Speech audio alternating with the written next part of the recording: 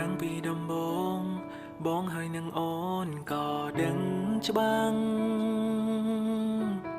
យើងទាំងពីរនាក់គង់តែមានម្នាក់នឹងត្រូវចាចេញមុនតែបេះដូងទាំងពីរស្មឹងចិនរៀងខ្លួនទូដឹងស្នេហ៍មួយនេះនឹងខែជាសូនគ្រប់ពេលស្នាមញញឹមបងនឹងអូនបងកំតឹងភ្នែកមិនហ៊ានបញ្ជាស្នេហ៍យើងដូចលាក់ព្រោះបញ្ហាមិនមានចេតនាថានឹងដឹកដៃគ្នាដល់អនាគតតែបេះដូងទាំងពីរមិនអាចខ្វះគ្នាព្យាយាមឈប់យ៉ាងណាមិនអាចបានងងមានតែទ្រាំរួកំដរក្តីសងរយៈពេលខ្លី